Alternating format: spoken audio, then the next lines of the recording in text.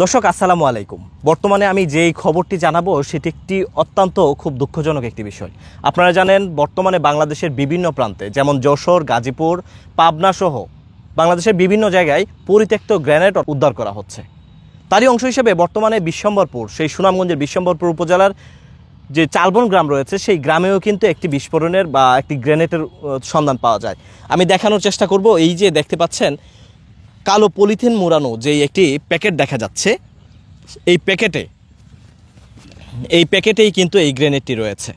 পলিথিনে মোড়ানোই সেই যে গ্রেনেডটির কথা শোনা যাচ্ছে, এই গ্রেনেডটি এখানে রয়েছে। আইনশৃঙ্খলা বাহিনী এসে তারা সেটি চিহ্নিত করেছে। তবে আইনশৃঙ্খলা বাহিনীর ঊর্ধ্বতন কর্মকর্তাদের সাথে কথা বলে যতটুকু জানা গেছে এই পর্যন্ত তারা বলছে যে এটি এক ধরনের নিষ্ক্রিয় অবস্থায় রয়েছে। তবে আনুষ্ঠানিকতার কারণেই তারা এইভাবে রেখে গেছে। তবে আগামীকালকে তারা আনুষ্ঠানিকতার মাধ্যমে এই গ্রেনেডটি উদ্ধার করবে। এ নিয়ে এই বিষয়টির পর জনমনে একটি আতঙ্ক বিরাজ করছে, কারণ কখন কোনো ধরনের দুর্ঘটনা ঘটে কিনা।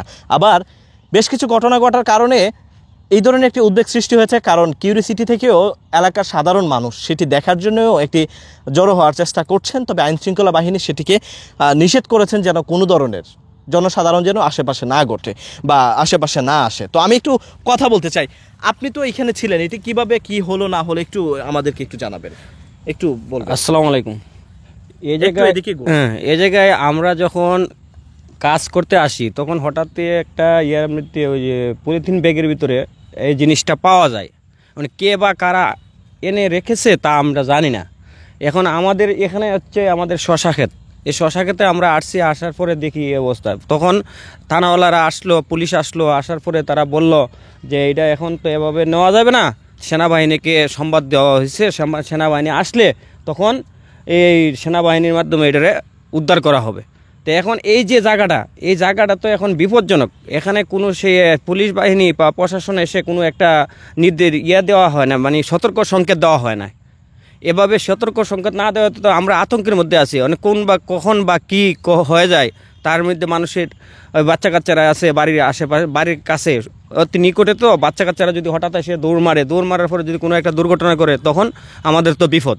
এই জন্য দ্রুত এটা উদ্ধার করার লাগে আমি অত্যন্ত আকুল আবেদন জানাচ্ছি প্রশাসনের কাছে যে এটা দ্রুতভাবে উদ্ধার করে নেওয়া হোক আর জায়গাটারে চিহ্নিত করা হয়ে যাওয়া হোক। ধন্যবাদ আপনাকে। দর্শক, আমি কথা বলছিলাম এইখানের একজন কৃষক, এই জমিতে যিনি চাষ করছেন তিনি নিজেও জানতেন না এইখানে এই ধরনের একটি গ্রেনেড রয়েছে। সাধারণ মানুষ যখন হঠাৎ করে দেখতে পায় যে এইখানে এটি পলিথিন মোড়ানো রয়েছে, তারপরে এলাকার মানুষ এটিকে দেখে হাত দিয়েও নাড়ায়। কিন্তু প্রশাসনের যারা রয়েছেন তারা বলছেন যে বিষয়টি এই গ্রেনেডটি এক ধরনের নিষ্ক্রিয় অবস্থায় রয়েছে, পরিত্যক্ত অবস্থায় ছিল। কিন্তু এই বর্তমানে এটি যদি আসলে কোনো ধরনের দুর্ঘটনা ঘটে সেটি কি ভয়াবহ রূপ ধারণ করতে পারে সেটি আপনার আমার অনেকেরই অজানার কিছু নয়।